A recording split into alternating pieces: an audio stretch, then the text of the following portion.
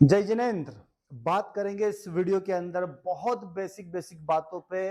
बात करेंगे उन सब मैटर पे जिन मैटर पे जरूरी है बात करना, जिन मैटर पे जरूरी है समझना किन लोगों को जो इस कमोडिटी मार्केट में, इस एमसीएक्स मार्केट में नए नए खिलाड़ी आए हैं, जो फर्स्ट टाइम इस मार्केट में एंट्री कर रहे हैं, उनके लिए बहुत बेसिक लेवल का वीडियो लेकर आया हूं यहां पर, ताकि एक जीरो से स्टार्ट करने वाला ट्रेडर भी इस मार्केट को समझ सके, उसको आइडिया हो सके कि ये मार्केट है क्या। जिसको 0% नॉलेज है मार्केट में, ये बिल्कुल 0% नॉलेज वाले लोगों के लिए वीडियो है। ये वीडियो आपके लिए जितनी भी बेसिक बातें हैं जो आपको समझने के लिए जरूरी है, वो कॉन्सेप्ट क्लियर कर देगा। मैं डायरेक्ट पॉइंट पर आता हूं और हम कौन कौन से सवालों के जवाब यहाँ पे ढूंढेंगे, आपको कौन कौन से सवालों के जवाब मिलेंगे, मैं आपको एक बार लिस्ट बता देता हूं ताकि आपको क्लियरिटी रहे। एक एक मिनट में लगभग मैं सारे सवालों के जवाब दूंगा। सबसे पहला सवाल क्या है जिसको हम कवर करने वाले हैं, तो नोट करते जाइए। पहला सवाल है कि एमसीएक्स मार्केट है क्या, ये कमोडिटी मार्केट है क्या। सबसे पहले हम इसके बारे में बात करेंगे। फिर ये एमसीएक्स मल्टी कमोडिटी एक्सचेंज जो ट्रेडिंग करवाता है प्लेटफॉर्म, इसमें ट्रेडिंग का टाइम क्या होता है, कितनी बजे से कितनी बजे तक ट्रेडिंग होती है, कितने तरीके के ट्रेड होते हैं, बाय के ट्रेड, शॉर्ट सेल के ट्रेड, उसको समझेंगे। ये स्टॉप लॉस क्या होता है, उसको समझेंगे। शॉर्ट सेलिंग क्या होता है, उसको समझेंगे। एक्सपायरी डेट क्या होती है, उसको समझेंगे। मार्जिन मनी क्या होता है, उसको समझेंगे। M to M profit loss क्या होता है, उसको भी समझेंगे। लॉट साइज क्या होता है, उसको भी समझेंगे। कहने का मतलब सारी बेसिक बातें, अगर आपने ये वीडियो देख लिया तो अब आपको इधर उधर जाने की, बहुत सारी चीजें गूगल पे सर्च करने की जरूरत नहीं, सभी एक ही जगह मिल जाएगी। फिर क्या है, ट्रेडिंग का टाइमिंग हो गया। रिटेल जो ट्रेडर है उनको किन बातों का ध्यान रखना चाहिए, रिटेल ट्रेडर क्या गलती करता है वो भी इसके अंदर हम बताएंगे आपको।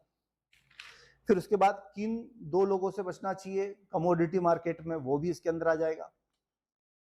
ऐसी सारी चीजें इस वीडियो के अंदर आती जाएगी और हम समझते जाएंगे कमोडिटी मार्केट का प्रॉपर एनालिसिस। चलिए पहले स्टार्ट कर देते हैं, ये एमसीएक्स क्या होता है।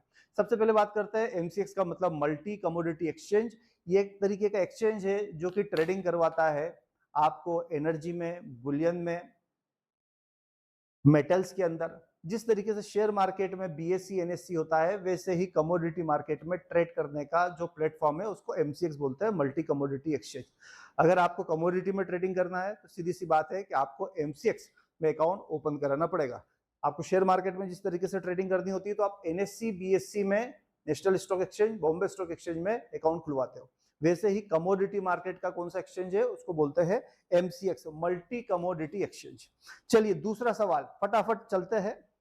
मल्टी कमोडिटी एक्सचेंज जो एमसीएक्स है, इसमें जो ट्रेडिंग होती है इसका टाइम क्या होता है, तो इसका टाइम होता है सुबह 9 बजे से।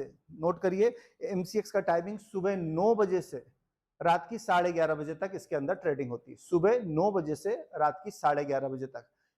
विंटर सीजन में इसका टाइम बढ़ के 11:30 से 11:55 भी, रात की 11:55 पर भी हो जाता है। एमसीएक्स उसका नोटिफिकेशन टाइम टू टाइम आपको इशू करके बताता रहेगा कि कब इसका टाइम बढ़ा दिया गया है। टाइम जो क्लोजिंग का टाइम है वो विंटर सीजन में बढ़ जाता है, 11:30 से 11:55 हो जाता है, तो वो आप उस टाइम पर ध्यान रखिएगा। फिर बात करते हैं मार्केट के अंदर कि मार्केट में कितने तरीके के सौदे होते हैं। तो नॉर्मली इस मार्केट में दो तरीके के ट्रेड होते हैं। एक तो बाय की साइड का ट्रेड जिसको तेजी की ट्रेड बोलते हैं, और एक बोलते हैं मंदी की ट्रेड जिसको बोलते हैं शॉर्ट सेल की ट्रेड। मैं एक मिनट में आपको समझा देता हूं। अगर आपको लगता है किसी भी कमोडिटी का रेट, फॉर एग्जांपल गोल्ड का रेट, आपको ऐसा लगता है कि गोल्ड का रेट बढ़ने वाला है, मान लीजिए गोल्ड का रेट 1 लाख से बढ़कर 1,10,000 होने वाला है, तो आप क्या करोगे, 1 लाख रुपए पे सस्ते रेट पे गोल्ड को खरीद लोगे, और जब उसका रेट बढ़ जाएगा 1,10,000 हो जाएगा या जो भी रेट बढ़ जाएगा, तब आप उसको बेच के उस सौदे में से प्रॉफिट बुक कर सकते हो। इसे बोलते हैं तेजी का सौदा, इसे बोलते हैं अप ट्रेंड का सौदा। चलिए अब बात कर लेते हैं डाउन ट्रेंड के सौदे की, मतलब कि मंदी के सौदे की। मंदी का सौदा क्या होता है, मंदी के सौदे का मतलब होता है शॉर्ट सेलिंग। हमें ऐसा लगता है कि किसी कमोडिटी का रेट अभी ज्यादा है और प्राइस गिरने वाला है, तो हम ज्यादा रेट पर उसको, उस कमोडिटी को बेच देते हैं, और जब उसका रेट कम हो जाता है तो हम खरीद लेते हैं। फॉर एग्जाम्पल मान लीजिए सिल्वर का रेट चल रहा है अभी 1,20,000 रुपए, और आपको ऐसा लगता है कि सिल्वर का रेट 1,20,000 से गिर के 1,10,000 रुपए आ जाएगा, तो आप 1,20,000 पे जो सेलिंग का सौदा कर रहे हो उसको बोलते हैं शॉर्ट सेल का सौदा। जब उसका प्राइस डाउन हो जाएगा और जब आप उसको खरीद लोगे तो जो मंदी करी थी, शॉर्ट सेल करा था और अगर सस्ते रेट पे खरीद लिया तो वो आपके लिए प्रॉफिट का सौदा हो जाएगा। कहने का मतलब जरूरी नहीं है कि सिर्फ आप बाई करके ही ट्रेड करो, आप शॉर्ट सेल करके मंदी करके भी ट्रेड कर सकते हो। सिंपल सा है कि अगर कोई कमोडिटी आपके पास नहीं भी है पर आपको ऐसा लगता है कि प्राइस में गिरावट आ सकती है तो आप मंदी वाला सौदा कर सकते हो या फिर टेक्निकल लैंग्वेज में उसे बोलेंगे शॉर्ट सेल वाला सौदा कर सकते हो। ज्यादा रेट में पहले बेच दो, जब रेट कम हो जाए तो वापस से उसको खरीद लेना। तो ये जो दोनों का डिफरेंस होता है वो आपका प्रॉफिट हो जाता है। मान लीजिए आपने मंदी करी, एक मंदी का सौदा करा, शॉर्ट सेल का सौदा करा 1,20,000 रुपए में सिल्वर में, और वो सिल्वर का रेट बढ़कर 1,25,000 हो गया। आपके मंदी करने के बाद प्राइस तेज हो गया, प्राइस बढ़ गया, तो इस सिचुएशन में आपको नुकसान हो सकता है, आपको घाटा हो सकता है। मतलब अगर आपने शॉर्ट सेल करा है, मंदी करा है, तो उसके बाद प्राइस डाउन होता है तो प्रॉफिट होता है, अगर प्राइस बढ़ जाता है तो नुकसान होता है। तो ये बात हो गई है कि दो तरीके के ट्रेड होते हैं, एक बाई साइड का ट्रेड होता है, एक शॉर्ट सेल मंदी का ट्रेड होता है। फिर एक सवाल आता है कि स्टॉप लॉस क्या होता है। सिंपल तरीके से समझते हैं स्टॉप लॉस को। देखिए स्टॉप लॉस क्या होता है, स्टॉप लॉस एक लिमिट होती है जो कि आपकी लॉस को मिनिमाइज करती है, आपके लॉस को कम करती है। एग्जांपल देके समझाता हूं मैं। मान लीजिए कि कोई कमोडिटी का रेट चल रहा है, सिंपल तरीके से 100 रुपए चल रहा है और आपको लगता है कि इसका प्राइस बढ़ने वाला है, तो आपके माइंड में ये टेंशन भी रहता है कि कभी प्राइस डाउन हो गया तो आप क्या करते हो, एक लिमिट डाल देते हो 95 पे, 98 पे, कि अगर मार्केट गिरने लगे तो 95 पे या 98 पे आपका सौदा खत्म हो जाए। तो ये जो 95 पे एक लिमिट, प्रोटेक्शन लिमिट डाली थी, इसी को बोला जाता है स्टॉप लॉस।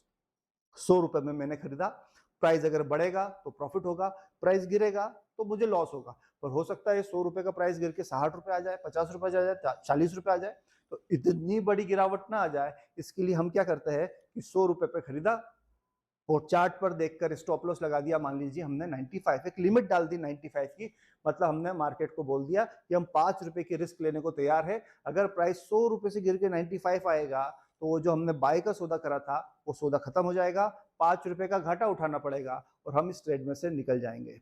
पर अगर हमने ये स्टॉप लॉस नहीं लगाया तो हो सकता है कि प्राइस 100 रुपए से 90 आ जाए, 80 आ जाए, 60 आ जाए और हमें बहुत बड़ा नुकसान हो जाए और हम परेशान हो जाए मार्केट में। तो हमेशा ध्यान रखिए, जब भी ट्रेड करिए हमेशा स्टॉप लॉस जरूर लगाइए। स्टॉप लॉस बिल्कुल वैसा ही है जैसे आप बाइक चलाते समय हेलमेट लगाते हो, हेलमेट लगाया मतलब प्रोटेक्शन हुआ। ये भी एक तरीके से प्रोटेक्शन टूल है मार्केट में आपकी कैपिटल को बचाने का। पर मैक्सिमम लोग गलती क्या करते हैं, ट्रेडिंग करते हैं तो स्टॉप लॉस नहीं लगाते हैं। देखिए प्रैक्टिकल समझिए, अगर आप एक समझदार ट्रेडर बनना चाहते हो इस मार्केट के अंदर तो हमेशा ध्यान रखना, जैसे ही ट्रेड करो 1 मिनट के अंदर अंदर स्टॉप लॉस लगा देना। बात समझ में आ रही है? अगर आप ब्रोकर के थ्रू ट्रेड कर रहे हो, फोन लगा के ब्रोकर को सौदा करवा रहे हो, तो ब्रोकर को फोन लगाकर बोल दो 1 मिनट के अंदर जैसे ही ट्रेड करा वैसे के वैसे ही उसको बोल दो कि इस जगह पर स्टॉप लॉस लगा दो। अगर आप खुद ट्रेड कर रहे हो तो 1 मिनट के अंदर स्टॉप लॉस पंच हो जाना चाहिए। आप बिना स्टॉप लॉस लगाए ट्रेड करने से बिल्कुल बचना चाहिए। चलिए, यहां पर बात हो गई है स्टॉप लॉस की। स्टॉप लॉस में अगर हम शॉर्ट सेल की बात करें, अगर हमने मंदी कर रखी है, शॉर्ट सेल का सौदा कर रखा है, मान लीजिए हमने 100 रुपए में शॉर्ट सेल कर रखा है, तो हम चाहेंगे कि प्राइस गिरे। अगर प्राइस गिरेगा तो हमको प्रॉफिट होगा, और अगर प्राइस बढ़ गया, शॉर्ट सेल के केस में प्राइस बढ़ गया, तो हम उस सिचुएशन में क्या हो सकता है, उस सिचुएशन के अंदर हमको लॉस हो सकता है। तो हम क्या करेंगे, शॉर्ट सेल के अंदर स्टॉप लॉस लगाएंगे 102 रुपए पे, 103 रुपए पे। जिस प्राइस पे शॉर्ट सेल किया है उससे ज्यादा प्राइस पे स्टॉप लॉस लगाएंगे, ताकि अगर मार्केट बढ़ने लगे तो हमारा ट्रेड खत्म हो जाए। क्योंकि अगर हमने स्टॉप लॉस नहीं लगाया तो क्या होगा, मार्केट बढ़ता जाएगा और लॉस होता चला जाएगा। तो आपको समझ में आया होगा, स्टॉप लॉस एक तरीके से प्रोटेक्शन टूल है। स्टॉप लॉस एक तरीके से इस मार्केट का आपका हेलमेट है जो आपको बड़े नुकसान से बचाता है। चाहे आपने बाई किया हो, चाहे आपने शॉर्ट सेल किया हो, स्टॉप लॉस जरूर लगाइए। और जो लोग स्टॉप लॉस नहीं लगाते हैं, आप मान के रखिए वो लोग लगभग 90% केस में इस मार्केट में नुकसान ही करने वाले हैं और कुछ लेके जाएंगे नहीं इस मार्केट के अंदर। ये एक्सपीरियंस की बात है। चलिए, स्टॉप लॉस के बाद बात कर लेते हैं हम एक्सपायरी डेट की। एक्सपायरी डेट क्या होती है, जिस तरीके से मेडिसिन में एक्सपायरी डेट होती है ना, बेस्ट बिफोर होता है, एक्सपायरी डेट होती है, ठीक वैसे के वैसे ही एक्सपायरी डेट कमोडिटी मार्केट में भी होती है। जिस तरीके से आपका मोबाइल का रिचार्ज होता है 1 महीने का, 2 महीने का, 3 महीने का, वैसा के वैसा एक्सपायरी डेट भी होती है कमोडिटी मार्केट में। मान लीजिए किसी कमोडिटी की एक्सपायरी डेट 1 महीने है, तो आपको 1 महीने के अंदर उस सौदे को खत्म करना पड़ेगा, या फिर जो एक्सपायरी डेट है उस दिन तो आपको सौदे को कट करना ही पड़ेगा। नॉर्मली प्रैक्टिस क्या करिए कि जो भी एक्सपायरी डेट हो उसके लगभग 1 हफ्ते पहले उस कॉन्ट्रैक्ट से हट जाइए, उस कॉन्ट्रैक्ट की पोजीशन को कट करके नेक्स्ट मंथ की एक्सपायरी डेट का सौदा आप ले सकते हैं। इस बात को समझिए। कहने का मतलब क्या है, एक्सपायरी डेट एक तरीके से वैलिडिटी डेट होती है जब तक वो सौदा चल सकता है। एक ट्रेडर को क्या ध्यान रखना है, मान लीजिए एक्सपायरी डेट आ रही है, एग्जांपल दे रहा हूं, एक्सपायरी डेट है 31 मार्च की, तो आपको क्या करना है, लगभग 24-25 मार्च को के आसपास वो ट्रेड को खत्म कर देना चाहिए, और अप्रैल या मई जो भी नेक्स्ट एक्सपायरी है उस महीने का ट्रेड ले लेना चाहिए। चलिए, एक्सपायरी डेट आपको समझ में आ गई होगी कि वो डेट जहां तक आप मैक्सिमम सौदे को चला सकते हो। ध्यान रखिए, एक्सपायरी डेट के लगभग 5-7 दिन पहले उस ट्रेड से बाहर निकलिए और अगली एक्सपायरी वाला ट्रेड ले लीजिए, तो आपके लिए सेफ्टी रहेगी। फिर बात कर लेते हैं मार्केट के अंदर मार्जिन मनी की। मार्जिन मनी क्या होता है, एक सिक्योरिटी डिपॉजिट होता है जो कि आप एमसीएक्स के पास डिपॉजिट करते हो। लगभग 10-15% पैसा हमें डिपॉजिट करना पड़ता है ट्रेडिंग करते समय। अगर हम गोल्ड सिल्वर में काम करते हैं, मान लो कि अगर हम गोल्ड में काम कर रहे हैं, तो उसका लगभग हमको 10-12% पैसा एमसीएक्स के पास डिपॉजिट करना पड़ता है। अगर हमें प्रॉफिट होता है उस फंड में वो ऐड हो जाता है, हमको लॉस होता है तो वो उसमें से डिडक्ट होता जाता है। एक तरीके का आप मान के चलो, एक तरीके का सिक्योरिटी डिपॉजिट है मार्जिन मनी। वो डिपॉजिट करके ही आप ट्रेडिंग कर सकते हो मार्केट के अंदर। जिस तरीके से मान लीजिए गोल्ड है, 100 ग्राम गोल्ड लगभग अभी आएगा 10-11-12 लाख रुपए का आएगा, पर आपको 10-11-12 लाख रुपए देने की जरूरत नहीं है। आप क्या करो, सिर्फ 10% पैसा देकर एमसीएक्स में आप काम कर सकते हो, मतलब 1-1.25 लाख रुपए देकर आप एमसीएक्स में 100 ग्राम गोल्ड खरीद सकते हो। कब तक के लिए खरीद सकते हो, बोले एक्सपायरी डेट तक के लिए खरीद सकते हो। अगर गोल्ड का रेट बढ़ता गया तो आपका प्रॉफिट ऐड होता चला जाएगा, और अगर गोल्ड का रेट गिरता गया आपके बाई करने के बाद, तो उस मार्जिन मनी में से लेस हो जाएगा, या फिर एमसीएक्स आपको ज्यादा लॉस होने पर एक्स्ट्रा मार्जिन मनी लाने के लिए, डिपॉजिट करने के लिए बोलती है, जिसको बोला जाता है डेली बेसिस पे M2M, जिसके अंदर आपको लॉस होने पर उतना पैसा मार्जिन के अलावा भी जमा कराना पड़ेगा एमसीएक्स के पास, अपने ब्रोकर के पास। चलिए, यहां पर बात कर ली हमने मार्जिन मनी की। अब बात कर लेते हैं थोड़ी सी लॉट साइज के बारे में। देखिए, एमसीएक्स में डिफरेंट लॉट साइज की कमोडिटी होती है। जैसे हम बात करें सिल्वर की, बात कर लेते हैं, तो सिल्वर की भी 3 क्वांटिटी होती है। अगर आप सिल्वर की 30 किलो का क्वांटिटी लेना चाहते हो तो आपको बोलना पड़ेगा सिल्वर का मेगा लॉट। अगर आप सिल्वर 5 किलो खरीदना चाहते हो तो आपको बोलना पड़ेगा सिल्वर मिनी, और अगर आप सिल्वर का 1 किलो खरीदना चाहते हो तो आपको खरीदना पड़ेगा सिल्वर माइक्रो। वैसे ही गोल्ड के अंदर भी लॉट होते हैं। गोल्ड का मेगा लॉट मतलब 1 किलो, गोल्ड का मिनी लॉट मतलब 100 ग्राम, गोल्ड का 10 ग्राम को बोलते हैं गोल्ड 10, 8 ग्राम को बोलते हैं गोल्ड गुनिया, 1 ग्राम को बोलते हैं गोल्ड पेटल। ट्रेडर अपनी कैपेसिटी के हिसाब से, अपने मार्जिन के हिसाब से, अपनी कैपिटल के हिसाब से इन लॉट का चयन कर सकता है। वहीं पे भी बात कर लेते हैं, सिल्वर गोल्ड के अलावा क्रूड के भी 2 लॉट होते हैं, क्रूड और क्रूड मिनी होते हैं। नेचुरल गैस के भी 2 लॉट होते हैं, नेचुरल गैस का बड़ा लॉट और नेचुरल गैस का mini lot. Zinc lead aluminium में भी जिंक लीड एल्यूमिनियम का बड़ा लॉट और मिनी लॉट होता है। कॉपर का एक लॉट होता है 2.5 मीट्रिक टन का, वो भी लॉट होता है। तो अपनी कैपेसिटी के हिसाब से लॉट का चयन करिए। अगर आप नए ट्रेडर हो तो ऑब्वियस सी बात है कि आपको मिनी लॉट में काम करना चाहिए, माइक्रो लॉट में काम करना चाहिए, और रिटेल ट्रेडर को कम से कम, नए ट्रेडर को तो बड़े लॉट से, मेगा लॉट से बचना चाहिए। चाहे वो सिल्वर का बड़ा लॉट हो, गोल्ड का बड़ा लॉट हो, क्रूड का बड़ा लॉट हो, या नेचुरल गैस का बड़ा लॉट हो, या जिंक लीड एल्यूमिनियम का बड़ा लॉट हो, बड़े लॉट से बचिए। मिनी लॉट फिर भी रिटेल ट्रेडर के लिए ठीक है। तो यहां पर हमने बात करी इनके ऊपर कितना मार्जिन मनी लिखेगा, ये आप एमसीएक्स की जो वेबसाइट होती है उस पर चेक कर सकते हैं, क्योंकि ये चेंज होता जाता है। मार्जिन मनी मार्केट कंडीशन के हिसाब से चेंज होती रहती है, कभी बढ़ती रहती है, कभी घटती रहती है। तो अभी कितना मार्जिन मनी चल रहा है उसके हिसाब से आपको देखना चाहिए। एक मोटा मोटी तौर पे गोल्ड पे लगभग 7-8% मार्जिन मनी डिपॉजिट करना पड़ता है, सिल्वर पे 10-11% के आसपास मार्जिन मनी डिपॉजिट चल रहा है अभी, क्रूड ऑयल के ऊपर लगभग 35% के आसपास का मार्जिन मनी सिक्योरिटी डिपॉजिट देना पड़ेगा, जितने का आप क्रूड ऑयल खरीद रहे हो उसका लगभग 35%। वहीं पे नेचुरल गैस पे लगभग 15% मार्जिन मनी देना पड़ता है। जिंक लीड एल्यूमिनियम में लगभग 10-11% और जिंक लीड एल्यूमिनियम और कॉपर पे लगभग 10 से 11% मार्जिन मनी देना पड़ता है। इन बात का आपको ध्यान रखना चाहिए।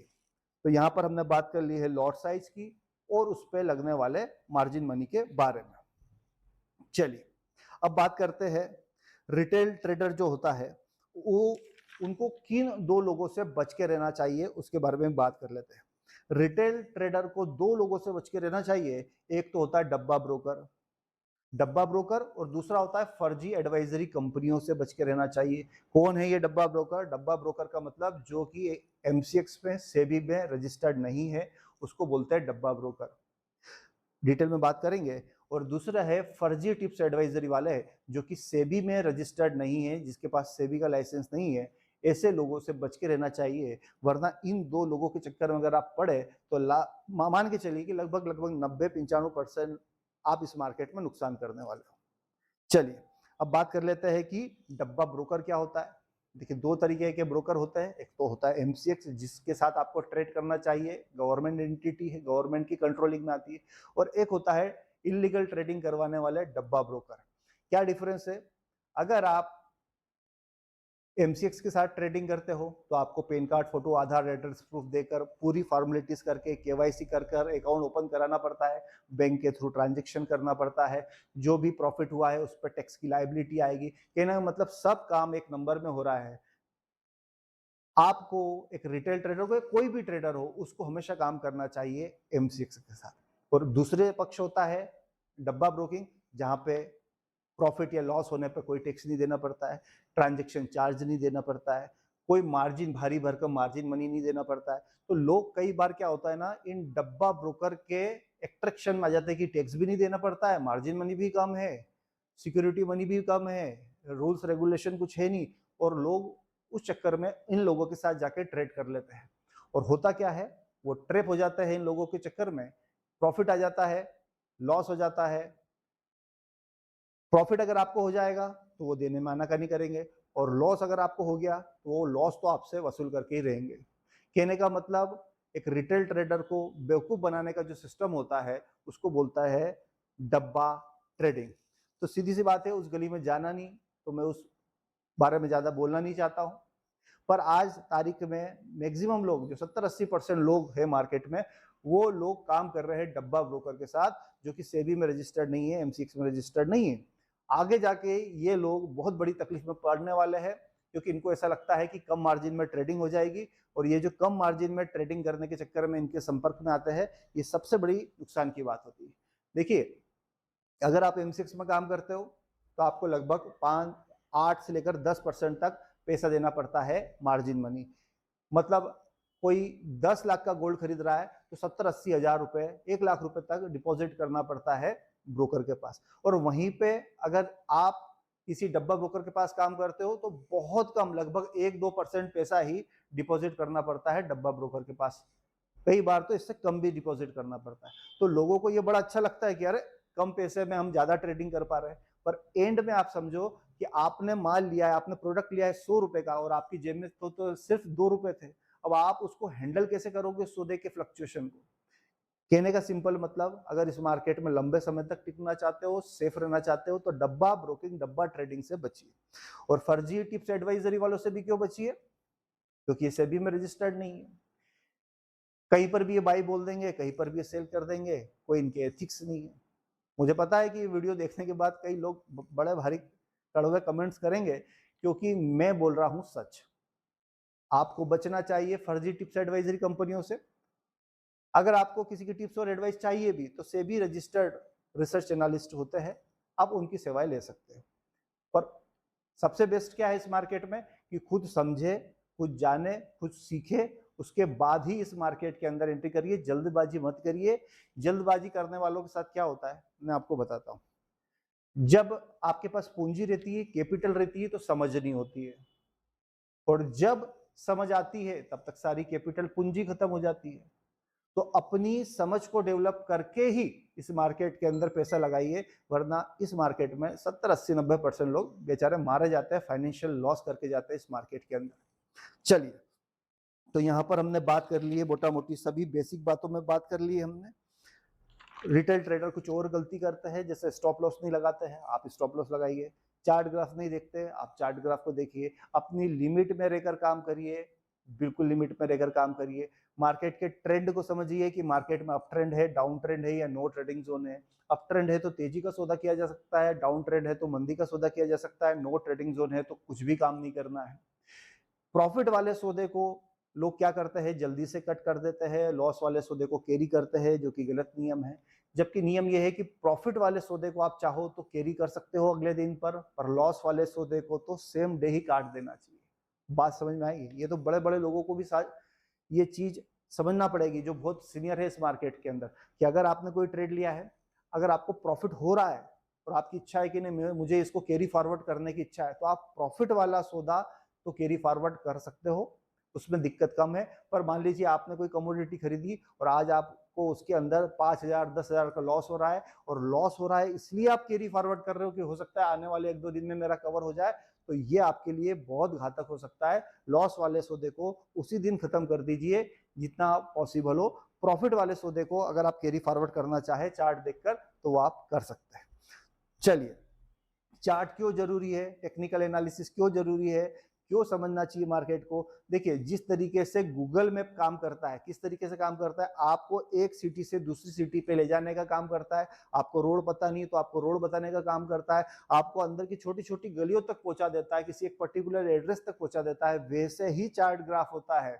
आप ये समझो कि कोई पर्सन सोनोग्राफी कराने गया और उसकी बॉडी का अंदर का पूरा स्कैन हो रहा है और उसकी स्थिति डॉक्टर को स्क्रीन पर दिखती है, ठीक वैसा ही मार्केट में जो चल रहा है वो चार्ट ग्राफ में रिफ्लेक्ट होता है, जिससे आपको पता चलता है कि कब बाय करना है, कब शॉर्ट सेल करना है, कब ट्रेड में एंट्री करना है, कब ट्रेड से एग्जिट करना है, कहां पर स्टॉप लॉस लगाना है, कब ट्रेड पर गड़बड़ी दिखती है, कब मुझे ट्रेड छोड़ देना चाहिए। कहने का मतलब A to Z सब दिखता है चार्ट ग्राफ पे। तो मेरी तो एक सिंपल सी एडवाइस है कि इस मार्केट में 2 बातों को हमेशा ध्यान रखो।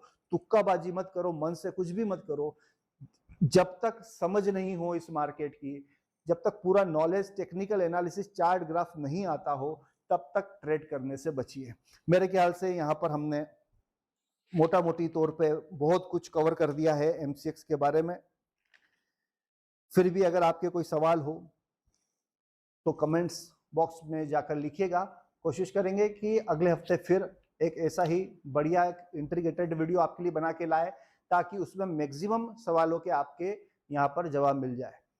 तो वीडियो को आप 2-3 बार इसको देखोगे तो जो नए ट्रेडर है, कम से कम उनकी बेसिक जितनी भी रिक्वायरमेंट है, जैसे स्टॉप लॉस क्या होता है वो क्लियर हो जाएगी, शॉर्ट सेल क्या होता है वो रिक्वायरमेंट क्लियर हो जाएगी, मार्जिन मनी, लॉट साइज क्या होता है ये क्लियर हो जाएगा।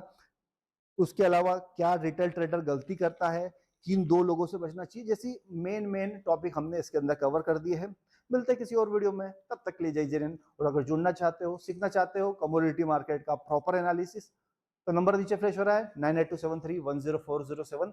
फोन लगाइए और ज्वाइन करिए शनिवार रात 9 बजे से होने वाली हमारी ऑनलाइन कमोडिटी मार्केट क्लासेस। ज्यादा जानकारी के लिए इस नंबर पर व्हाट्सअप करेंगे तो आपको कंप्लीट डिटेल मिल जाएगी कोर्स की, और इस नंबर पर मैसेज करेंगे तो उसके साथ में एक डेमो क्लास का वीडियो भी आपके पास आ जाएगा, रिकॉर्डेड वीडियो आ जाएगा, जिसमें आपको समझ में आएगा कि डेमो क्लास के अंदर ये क्लियरिटी आएगी कि हम जो ओरिजिनल क्लास देते हैं जूम पर, उसमें स्टडी किस तरीके से कराई जाती है। आपको ये वीडियो कैसा लगा कमेंट्स में जाकर बताइएगा। फर्स्ट टाइम देख रहे हो तो चैनल को सब्सक्राइब करिएगा, और अपनी जो सवाल हो वो भी व्हाट्सएप पर या फिर हमें यहाँ पर यूट्यूब पर भेजिएगा, ताकि आपकी और भी समस्याओं का हम समाधान कर सकें। जय जिनेंद्र।